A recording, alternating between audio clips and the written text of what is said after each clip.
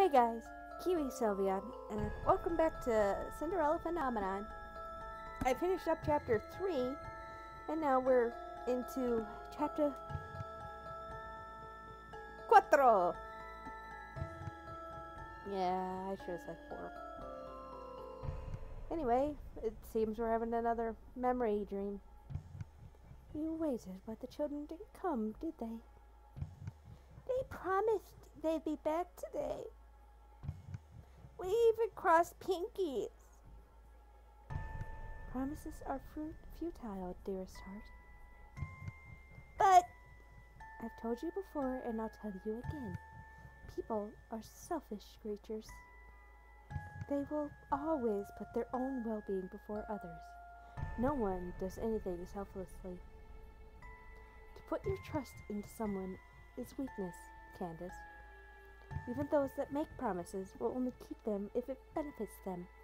And you, my sweet, were obviously not beneficial to those children. So they didn't like playing with me? No, they did not.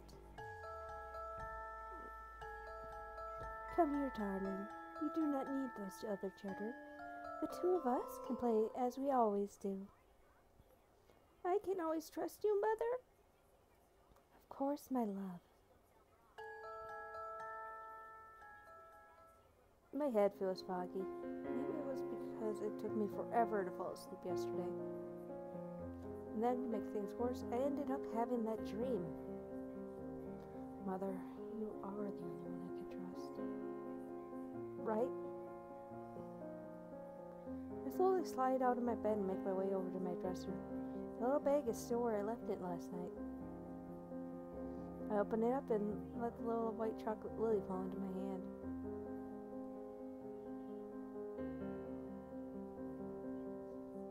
Is he really trying to help me?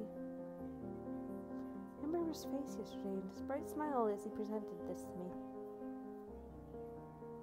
I slowly run my fingers across the delicate white petals.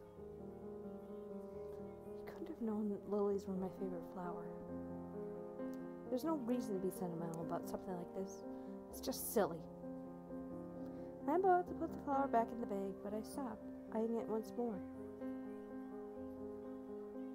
Slowly I bring it to my lips and bite off a small petal. It's actually pretty good. I stuff the little flower back into the bag and make my way downstairs. The market is not busy this early in the morning, but everyone is starting on their chores. At least I assume as much when I see Anise and then Walt, who is helping her stack things. Then I hear rising voices and realize that not all is calm. At least I don't have to pretend to be something I'm not. Okay, I have to remember Cotton. You say you are not pretending when you go out flirting with all of the female patrons day in and day out. You cannot seriously mean all the drivel you spout. Karma and Rumple stand on opposite sides of the table, staring each other down.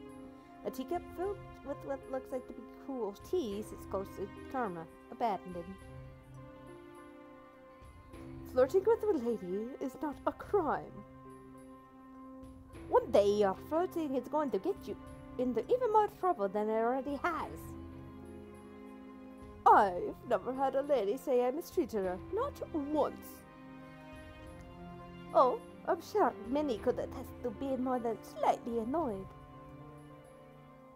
You're only jealous that I can speak to ladies without disguise, aren't you? Karma slams his hand down on the table, shaking it. The tavern goes quiet. Waltz looks over, his eyebrows furrowed with worry. If you so much as make one more comment about my curse, then stop making comments about how I speak. The two continue to glare at each other. It almost looks like if Karma might circle the table and slap him, but the fight freezes as Jurin strides up to the two men. It's too early for you two to be already at each other's throats. But he started it. All I did was make a comment. He was the one picking up hype. There you go, twisting words! Kieran stomps on the ground. The two men once again turn back to her. It's my job to break up unnecessary fights, and I will do it. If you two must continue fighting, go do it somewhere else, like the forest, where you can't disturb anyone. Both men turn away from each other, obviously agitated. Rumple's expression is cloudy as he makes his way out over to the bar to begin helping set the tables. Kieran notices me watching. She waves at me with a terse smile on her face. Sorry, head, wake up to that, princess. I shrug as I make my way over to Mr. Broom. It's like waking up to two children arguing. Agree wholeheartedly. Kieran sighs before looking at me thoughtfully. Maybe you could have a word with Rumple later. I have no idea how their argument even started, but maybe you could get to the bottom of it. I'm not a babysitter. But I've heard you two were partners. Anyway, hopefully this doesn't happen again. Good luck with your work today, princess. Kieran walks off, vigilant as always. I notice Garland looking at her from the bar, a slight frown on his face. Oh yeah, because in this one, we're not trying to get them together. Dang it. I start working around the tavern, starting first with cleaning and then with the stacking. Delord makes snide remarks about my slowness as I work, and I try my best to ignore her while occasionally throwing her insults back at her. It's as if she has nothing better to do. The door to the tavern opens as Parfait steps inside with a bright smile. She looks more energetic than usual. I wonder if this is because of Rumple's medicine suggestions. Later I manage to catch Rumple when the two of us are both on break. He's pleased to see me until I mention Karma.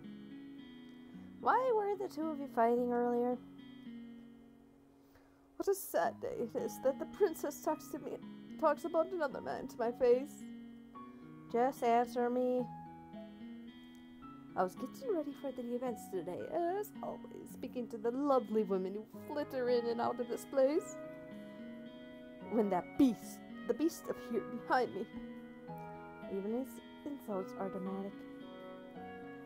Your flirting is distracting me, he proclaimed. Well, your flirting is annoying. But all I'm doing is complimenting women, not impeding anyone's work. I thought the only reason he was calling me out to have such a thing was because he was actually jealous. You should have seen his scowl. And here we go. So I politely told him to mind his own business, but then he was relentless. And when he continued to insult my demeanor, well, I had to say something back. But I wasn't the one to start the fight. I swear they both really do sound like children. No doubt Karma would be blaming Rumple. Princess, you really think I'm so confrontational, do you? I think Karma is far more confrontational than Rumple. But it doesn't help that Rumple always snaps back at him. The two of you are both at fault. But Princess! In the end, you are still having a childish argument. I think that Rumple might try to protest again, and I'm surprised when he shrugs his shoulders and sighs. Yes, it was childish, but that man is a child. I roll my eyes. Ah, your irritated scowl chills my heart, Princess. I feel a tinge of excitement. I'm leaving now. There's really no point in having this conversation. It's a problem between Karma and Rumple. They aren't children. They can figure this out on their own. Oh, princess of my heart. Why must you depart so early? I ignore Rumple and leave him standing where he is as I return to my shift a little early. Honestly, I would much rather focus on work than Rumple. He'd be just as tiring, if not more. Though after what happened last night, I don't think he's as terrible as I thought.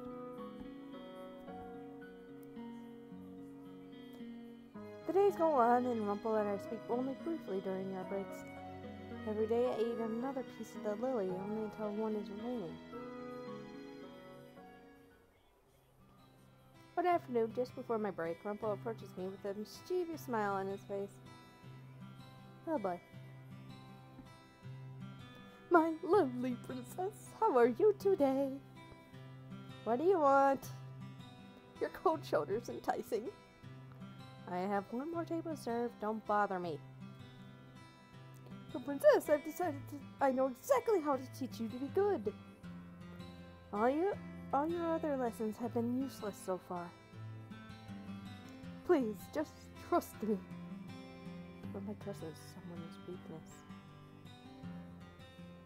I am going to teach you how to flirt. What? The first step to flirting is eye contact, princess.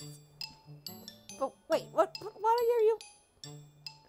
Rumple points at my customer, a young man sitting right beside the window. The second is the smile. Smile, princess, because I'm sure you look even more stunning when you do. Then you start a conversation with him. Body language is important. There are certain signals that key men into the fact that a woman is interested in them. I think playing with your hair is one. A gentle tap on the shoulder is another. I should have expected Rumple to spot this sort of nonsense. Princess, the customer's been waiting for a while now. Is something wrong? I noticed the customer looking at me expectantly. He's just some man. The usual customer that I usually see often. Oh, and princess, don't forget the compliments. Make them just delicate and illustrative as you can. I move away from Rumple before he can muddle my thoughts any further. Already my feet feel like lead. I find myself staring at the man far too long.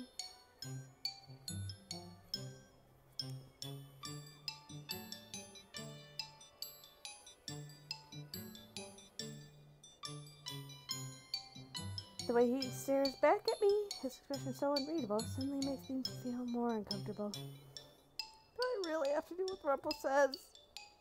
I stop in front of the man and sit down straight, my eyes still on his. I don't have to follow Rumple's advice, but for some reason my lips quirk. The smile on my lips, though, lasts half a second.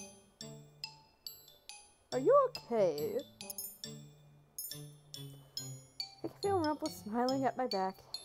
If this were anyone else but him, I would think it was some kind of prank. Because this is the way Rumple acts all the time. Maybe he's really trying to help me. I try to recall how he flirted with his customers before. Oh boy. There we go. I couldn't help notice you were alone, sir. I'm always alone. I heard something far too loudly in my chest. What kind of thing does Rumple usually say? Madam, you are the most beautiful thief I have ever met, for it is you who has stolen my heart and stolen my gaze. Your eyes are more captivating than stars, my sweet. If I could, I would turn them forever and lose myself in their majesty. You remind me of a rose with thorns, but thorns are what makes the rose so alluring. Why does this about complimentary gibberish? I'll try to do the same.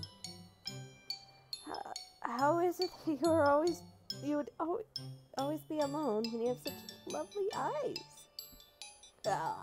Shot down. End my life. The therefore stares at me baffled. I force myself to continue.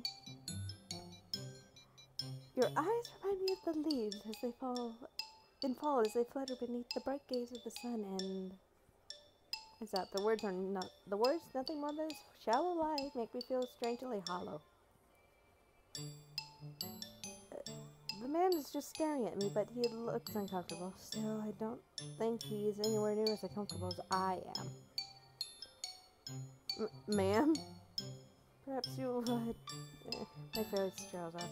I bite my lips so hard that I could taste something metallic. The man's expression is a mixture of awe and perplexity. I immediately turn away from him and walk off. My whole face is hot, and I can feel anger boiling deep down inside of me. Oh, Princess! Leave me alone! Princess, we're not done. I don't care. I ignore everyone's gazes as I make my way as quickly as possible as I can upstairs into my room. There I collapse onto my bed and lay there with my arms outstretched. Why would I have even thought of taking Rumple's advice?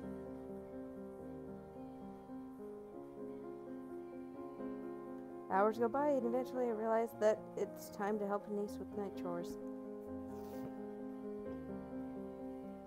Now I'm helping restock some of the bottles that Walt and Karma brought back from town. Oh, but hope a niece doesn't mention what happened early today. Slip out of bed and head down to the main area at the tavern. The room is mostly quiet by the time I go downstairs. Parfait and Delora are talking to each other at a table. Karma passes by me as I walk downstairs. He looks exhausted and oddly frustrated. I make my way over to my niece, who has already put bottles on the shelves. Oh, Princess, are you okay now? I'm fine. Now what did you need me to do? Niece explains how restocking works. She shows me the labels on the shelves and explains that the empty spots are where the new bottles go. It's not a hard job, and one I can easily do without thinking too hard. For a while, the only sounds that can be heard in the market are the bottles clinking against each other.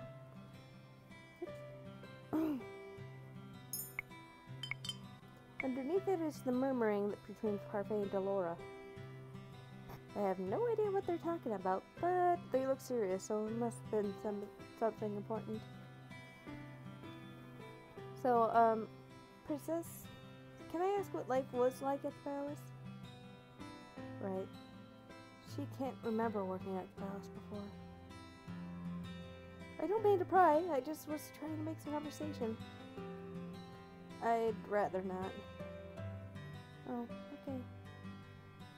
Eventually, Parfait and Delora stand from their seats and move to another room to continue their conversation.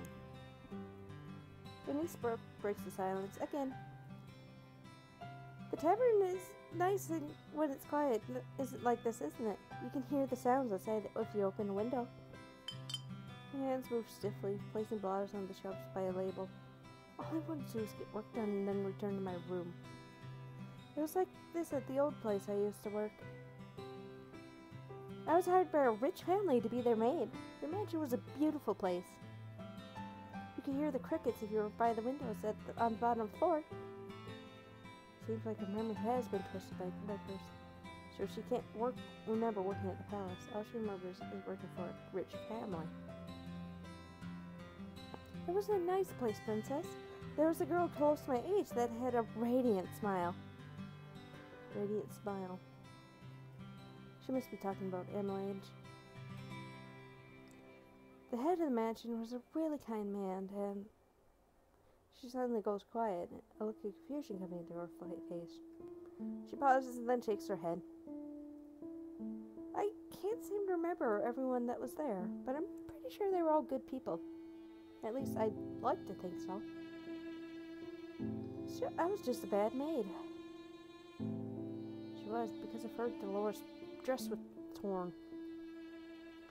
I was too ashamed to tell one of the mistresses that I couldn't save her doll. Save her doll? Denise looked down, her smile wistful. I was fired on my first day because I couldn't save one of the mistress's dolls. I was the one cleaning her shelves that day, and when I went in, I saw a crow had come through the open window and was pecking at one of the dolls. I shooed it away, but it was too late. The doll had a little rip in her dress, and I was fired for not doing my job properly.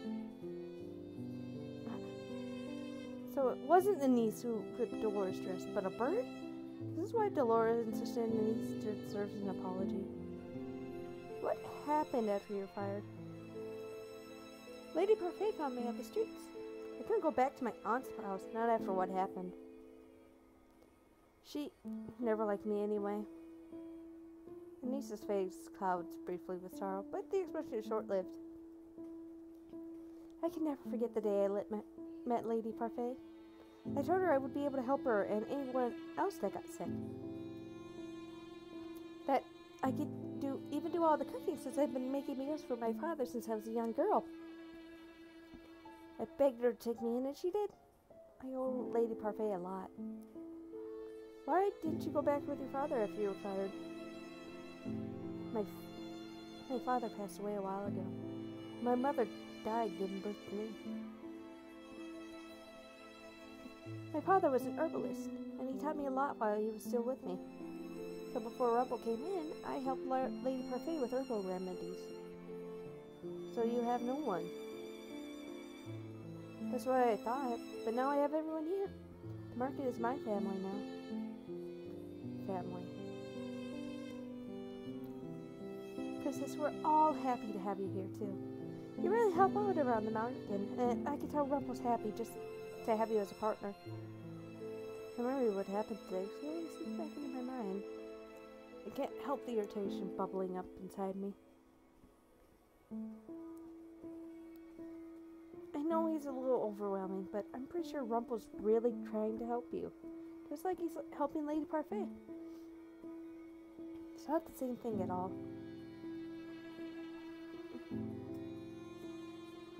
The two of us continue working until Niece makes another wistful comment.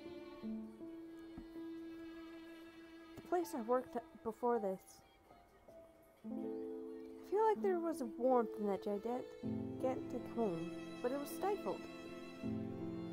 That place wasn't warm at all. I speak the words without even meaning to. Anise looks at me curiously. The king suddenly started speaking to me when Mother died, but it was never enough. Before that, he was cold and distant. And even now, he favors his new wife and children over me. There were people, but they all wore fake smiles. My father, he was the worst of all. I may as well have never existed to him. Princess, I'm sorry. For what? You're talking about the palace, right? The king always seems so nice. He puts his kingdom before his children. Anise fidgets nervously. I'm sorry. Apologies are not going to change the past. Sometimes apologizing seems like all we can do when we can't change something that already happened.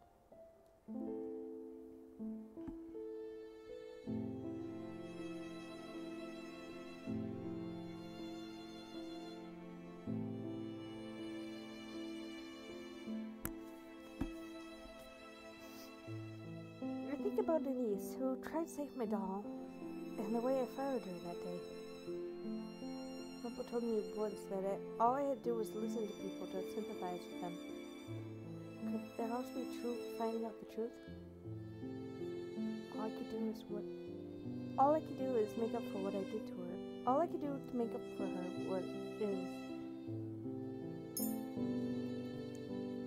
I'm sorry. Huh? Nisa looks at me, clearly shocked. She stares for a few moments before I scowl at her. Staring is rude. Oh, I was just... Why are you apologizing to me, Princess? It's for something that I did that you wouldn't remember. That I wouldn't remember? You should tell me. I promise I won't hold you against you. It's not important. Annie's eyes are suddenly downcast. And no matter what they attempt, her smile isn't as bright as it once was. I quickly fish stack in the bottles on the shelves. I'm done. Denise turns to me with an unusually tired expression on her face. Thank you for listening to me, Princess, and for telling me a little bit about yourself, too. I feel like I might have said too much. I don't respond to Annie's, but instead just choose to head out the front door. Annie's asks where I'm going, but I just ignore her. I think about heading into town, but then reconsider. I decide to head into the forest instead.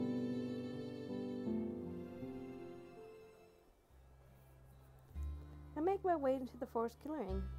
In the dark, everything feels a lot more comfortable.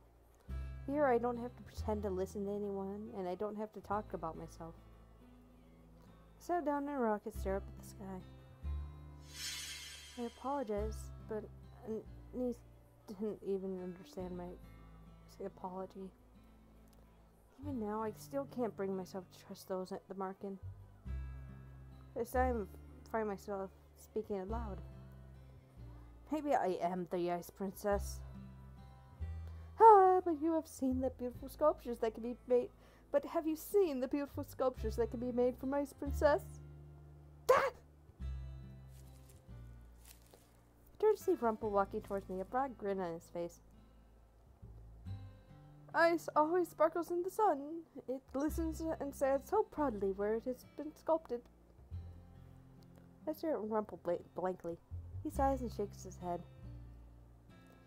I'm sorry, that one was particularly bad, wasn't it? He sits down beside me and the grin falters a little bit.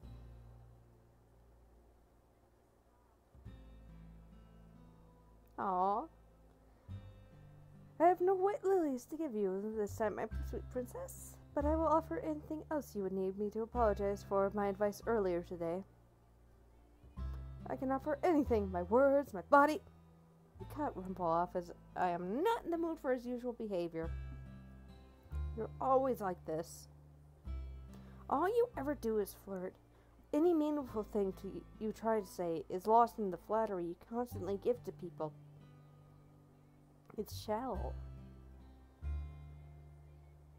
You're right. What?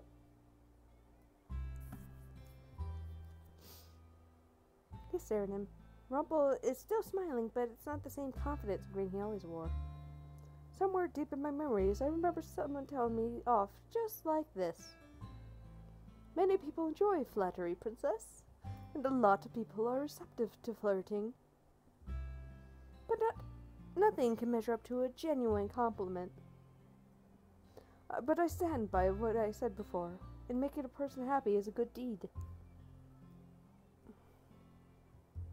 Look, I'll show you. Rumple shifts so that he's looking right at me, and I notice that his smile is gone. Candace, of all the women I have met, you are the most straightforward and honest. Many do not have the courage or confidence to exhibit those qualities. And that's why I admire you, and why I always take your word to heart, because I know you will always speak the truth. I look into Rumple's eyes, which still have a genuine shimmer despite the darkness. For a few moments, his words float around in my head. No one's ever called my bluntness honesty before. No one's ever complimented me for it. Rumple told me before that I deserved to be spoiled. Maybe it's because he sees things I do in a more positive light. My, you're struck speechless by that, aren't you? You look cute with your cheeks so rosy, my sweet princess. I glare at him, and Rumple just laughs in response. I put my hand to his cheek, suddenly self-conscious.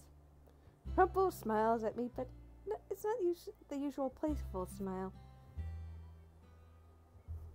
Right now, he almost looks serious. Did he mean what he just said? No. Why did you have to be so dramatic when you gave me that compliment? So, I was dramatic? I cross my arms and Rumple grins at me. I can't help it, princess. I am dramatic by nature. A compliment is, in some ways, a performance. So you didn't mean what you said. No, I did. I swear I did. I was trying to show you how making a person happy could be a good deed.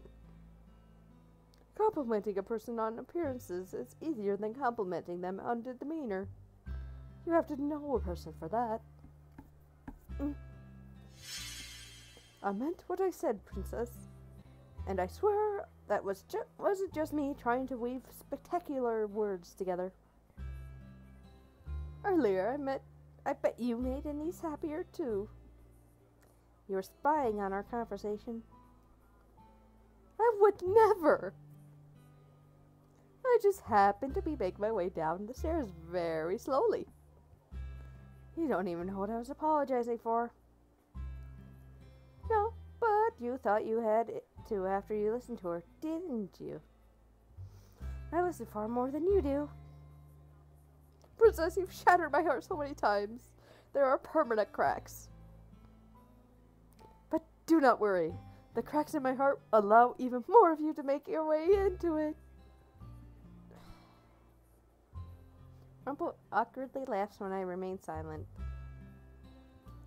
Anyway, there are different kinds of listening, Princess. Listening to sympathize is one kind. Trying to put yourself in someone else's shoes, trying to understand them, that is one of those ways. Then there's the kind of listening that is shallow. One pretends to listen without ever letting the words into their hearts. Words are fickle things. Mother always told me that people lie and that they would say whatever befitted them. It was foolish to trust words. What if a niece had been lying to me? Why would I put so much blind faith in people? Because more often than not, people are good, Princess. I let out an exasperated sigh. Sometimes I can't tell if I'm angry or confused by Rumple. Ah, what a beautiful sound. It was as if the sweet wind itself was gently tickling my ear. I slide away from him and scowl. Your scowl is adorable too, and you have such delicious lips. Right. I'm still convinced that his earlier compliment was just a lie. I actually say something so genuine, and then slide right back into this playful slattery. Slattery? Flattery. For a moment, silence follows, and I find to my surprise that it's not awkward being alone with Rumple. Will you accept my apology for earlier? I promise I'll never try to get you to flirt with anyone ever again. Besides, if you flirted with another man, then grew fond of him, I would be devastated. That would never happen. You didn't let me finish. I was going to say that I would be devastated because that would mean your heart belongs to someone else, and my heart belongs to no one. I will steal it like a thief in the night. That will also never happen. If not that, then I will settle with making you smile at least once, because I'm sure that you would shine as brightly as the sun if you smiled. You're unreasonably persistent. Love is a persistent endeavor, Princess. A man in love stops at nothing to win over the woman he so adores. Then you must be in love with many women. I stand up. I would appreciate you just complimenting me when you mean it. But Princess, I mean every one of my compliments. I have no energy to chastise him right now. At least I'm no longer have that little anger inside from earlier. It's been a long day and I'm going to bed. Would you like company? I didn't mean... Good night, Rumple. Good night, Princess Candace. I make my way back to the tavern feeling surprisingly light. I have a feeling that if I hit my button, it's going to take me into chapter 5.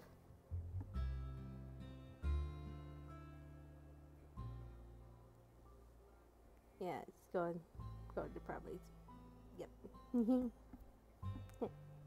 I'm going to end it here because knowing my luck, I will hit space and it will take me into the next chapter, which I'm not ready for. Remember to like, comment, subscribe, and I'll see you guys then. Bye!